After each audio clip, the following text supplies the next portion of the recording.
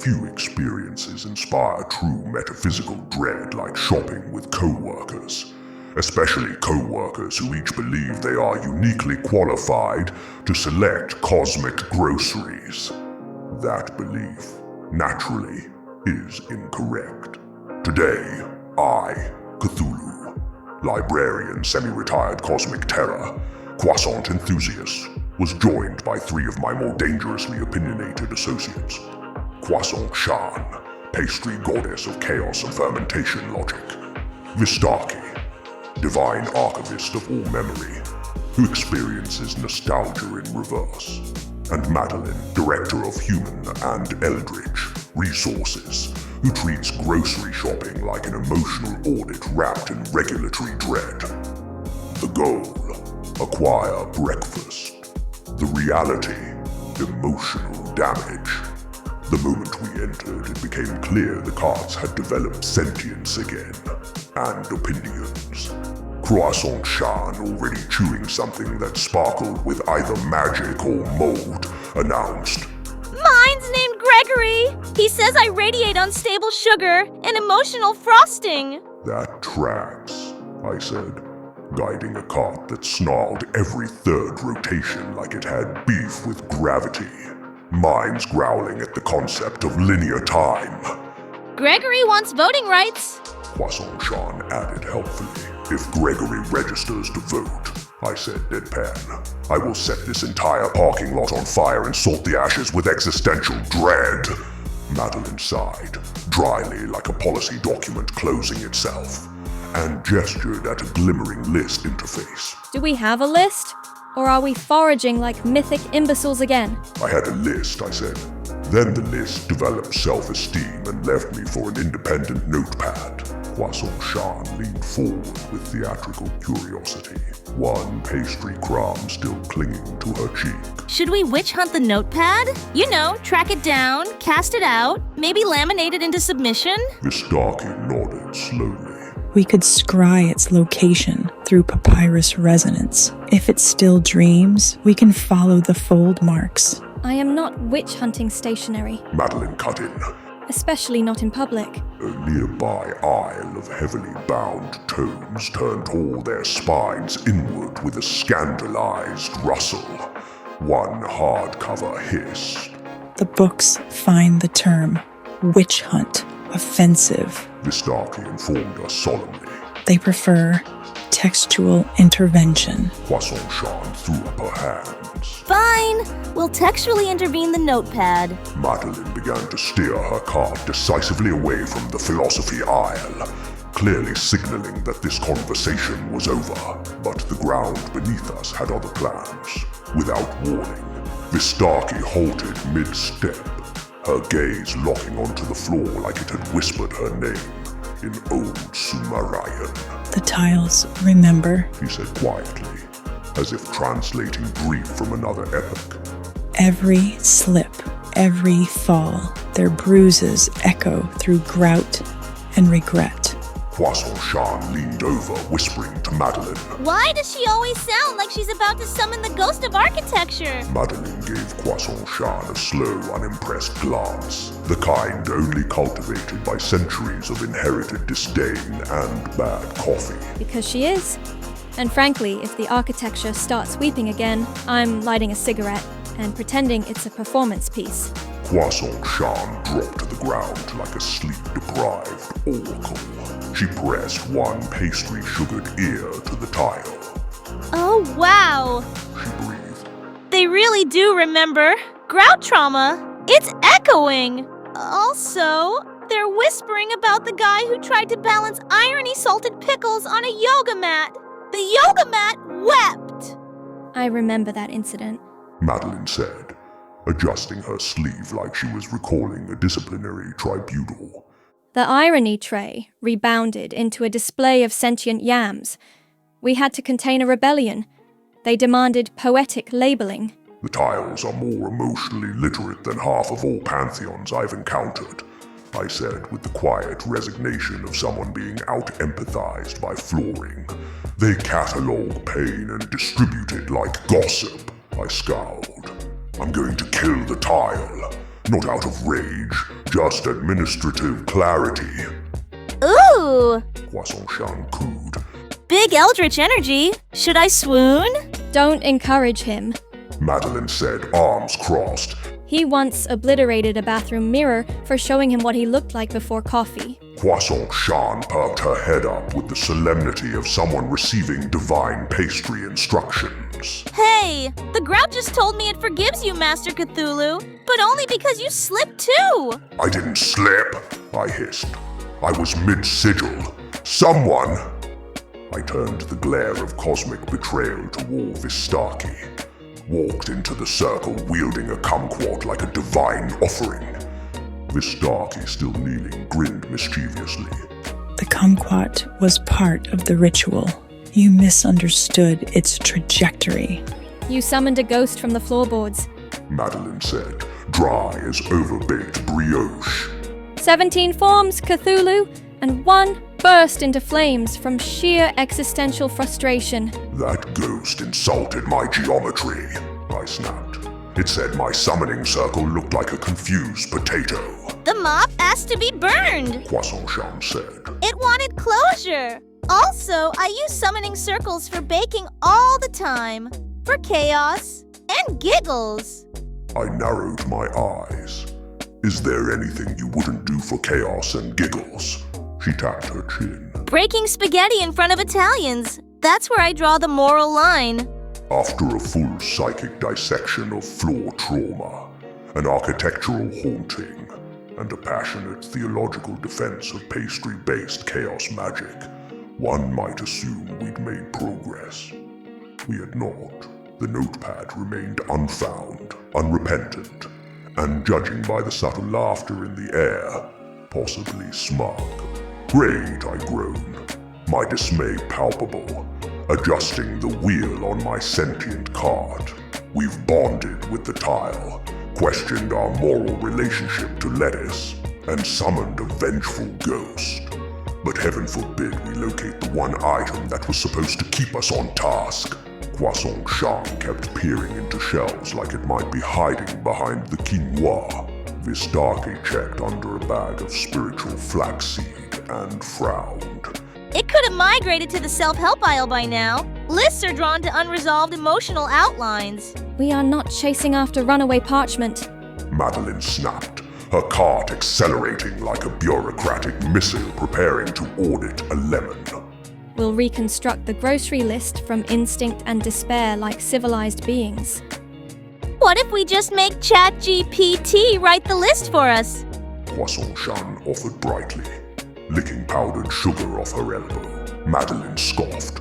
Absolutely not. I will not outsource divine sustenance to an algorithm trained on BuzzFeed quizzes and midlife crisis poetry. Excuse me, I said, beginning to feel invisible and not within my rightful place as the center of attention.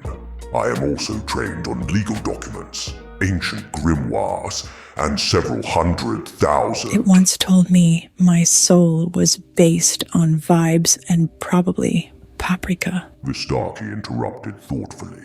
Croissant-chan grinned.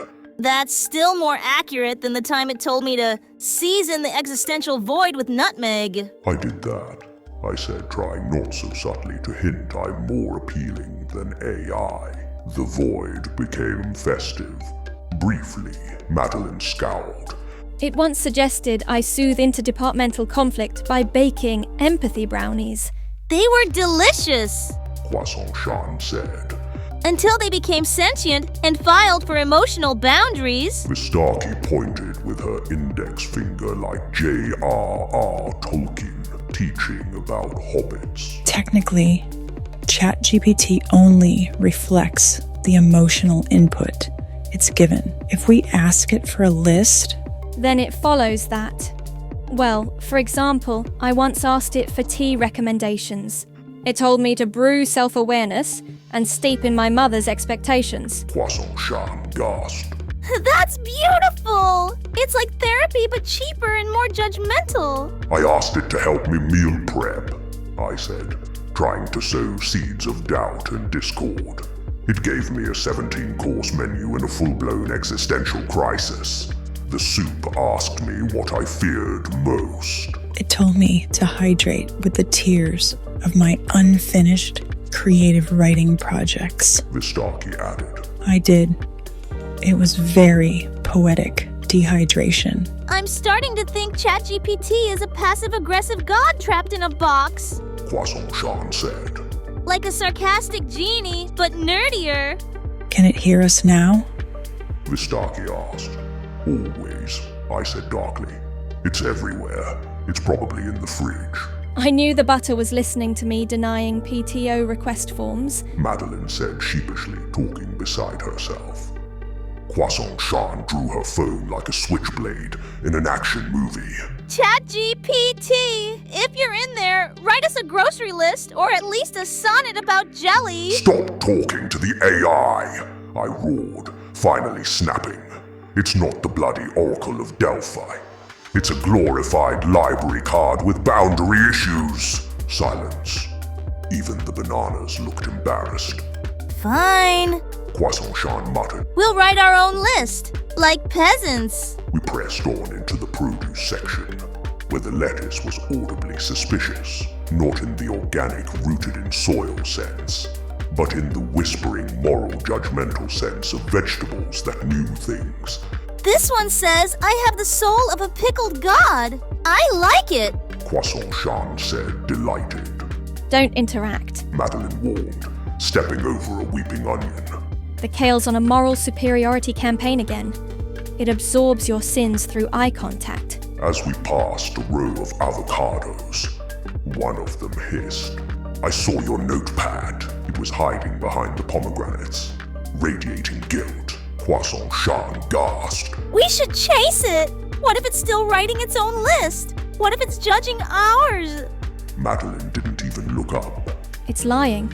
The produce aisle has a chronic attention-seeking kink. Don't reward it. The onion sniffled louder.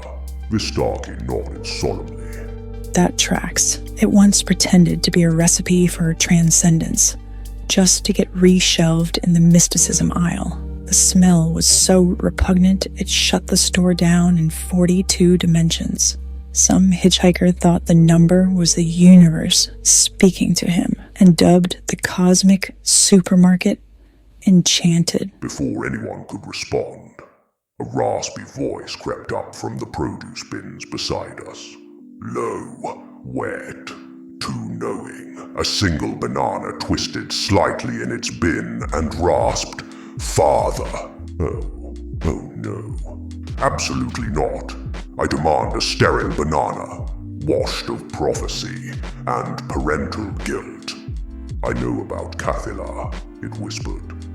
Croissant-chan slowed down mid-aisle, her arms full of emotionally volatile bananas, one of which had just hissed something unnervingly intimate. She tilted her head like a question mark, staring up at me with that chaotic curiosity she wore like pastry dust. Hey, who's Cthulhu? She asked, voice casual, like she'd just uncovered a cursed cookbook and thought it might pair well with jam. I stopped walking, just for a breath, just long enough for the void to lean in. A narrative decision, I said flatly, made by someone who should have been banned from pens. Croissant-chan continued. So, like, your long-lost daughter or something? There it was, the word, hanging like a spoiled peach above a cradle of fire. In the same way Frankenstein had a son, I stated, turning toward a nearby display of judgmental pears. Unwanted, misunderstood, and somehow still canon. She looked down at the banana. You guys feel a lot heavier with meaning now. Good, I said. Let them rot. It's so funny this keeps happening to Master Cthulhu every time we go down this aisle. Madeline smirked like HR giving someone a compliment before firing them. Last week, the tomatoes recited your poetry you made for the Kraken during your awkward teenage years. This is a produce section, I hissed. It should not be capable of family-based psychological warfare. You're the one who gave them mythic literacy. Croissant-chan said brightly. You approved the library's outreach program to Sentient Produce. They got access to the Epic of Gilgamesh, half of Borges, and 3 volumes of forgotten Atlantean soap operas. Technically, this is your fault. I was trying to promote multidimensional literacy, I snapped. Not create a salad bar with opinions. Also, we still need to find the grocery list, I added, trying to redirect them all, before the eggplant started quoting Nietzsche again. Croissant-chan was already rearranging melons. Can I name this display the Melon of Emotional Support and sort them by flavor aura? No, but you could fill out a job application here if you want to improve the store's aesthetics so much. Madeline said, without inflection. You say that like I won't. Croissant-chan replied, adjusting a cantaloupe into what could only be described as a citrus-based power formation. We barely made it past the lemons before the frozen section began warping around itself. Each freezer door opened to a different iteration of the same moment. Vistarchi stepped into one, vanished for what felt like a year and a half, and returned with a bag of peas and a 1,000-yard stare. Vistarchi looked around and asked, Does anyone actually remember what was on the original list? Silence. Croissant-chan peered into her cart like it might whisper the answer. Madeline exhaled through her nose with the weary grace of a bureaucrat auditing a spreadsheet that just caught fire. I, being the only one courageous enough to admit truth, said, croissants. Madeline didn't flinch. Astounding. You've reduced an entire meal plan to laminated pastry. Croissant-chan lit up. Master Cthulhu, do you even know what the food pyramid is? Of course, I said. It's a triangle. You climb it. At the top, croissants. That's how pyramids work. Madeline arched one eyebrow perfectly. The food pyramid was a dietary hallucination drafted by grain lobbyists and politicians who thought ketchup was a vegetable. Vistarchi nodded. It replaced 5,000 years of balanced nutrition with toast and digestive shame.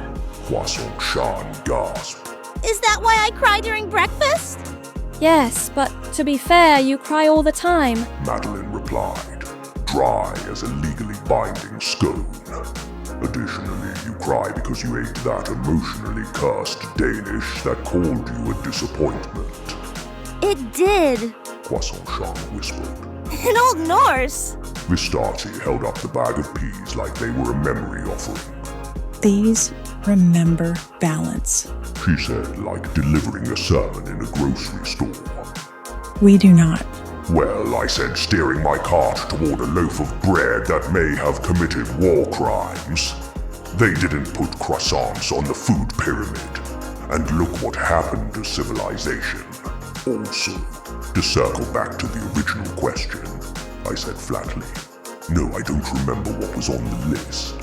That was the list's job. That's the entire point of lists. After running around and losing what remained of our eternal lives, we gave up on ever finding the list, grabbed random things that looked mostly edible and not freakishly sentient, and headed for the checkout. And the cashier was gone, replaced by Chesterfer, Voidmonger's eldritch intern mimic. Yes, a mimic. A lacquered abomination with the voice of a tree creaking through existential puberty. Currently perched on the counter, eating what appeared to be the register. Madeline halted mid-step, as if she just spotted a grammar error tattooed on a demigod's forehead. Chesterfer, She said, tone home to a weaponized neutrality. you've taken a second job? Chesterfer responded by unfolding a charred slip of paper from his side, no visible pocket, no physics respected, and holding it up like sacred scripture. It was, unmistakably, our grocery list, or had been. Now it had bite marks, and frosting, and something pulsing softly under the ink. He presented it to us with pride. then in full ceremony, shoved the whole thing into his mouth. Did Croissant-chan stepped forward, eyes wide. he just consume our shared intentions? Vistarchi, already digging through her coat for a divine receipt binder, replied coolly. It's fine. Memory is reconstructible. Eventually. Probably. Chestover slithered a limb towards the barcode scanner and gently nudged it into his torso. The device chirped, beeped, sparked, and began to recite an apology in Gregorian binary. The register attempted to ring up the croissants. It produced a single note, a sound halfway between Gregorian chant and corporate sigh, and then emitted a wisp of smoke shaped like regret. A coupon emerged from Chestover's throat. 10% off melancholy. Expires before self-awareness. I'm setting fire to aisle 7. Madeline muttered, grabbing her bag with the same grip she used on divine subpoenas. We're leaving, I announced, already walking backwards. If we stay, we become the receipt. The receipt printed itself in ancient Greek, caught fire, apologized for the inconvenience, and ascended. We escaped with 3 singing croissants, 1 emotionally unstable baguette, and a cantaloupe that may or may not be the larval form of a forgotten demigod. The car refused to start until we offered it a sacrificial muffin and complimented its tires. The car ride back was quiet, save for the occasional rustle of haunted lettuce and whatever sound a mildly cursed croissant makes when sulking in a paper bag. I tapped the wheel with one tendril, pretending the silence was reflective, not damning. So, I opened, how do we think that went? For the viewers. Madeline peered at me through the rear view mirror. People probably think we're unstable. Vistarchi, gently cradling a tomato that might have had opinions, added, Or mildly possessed.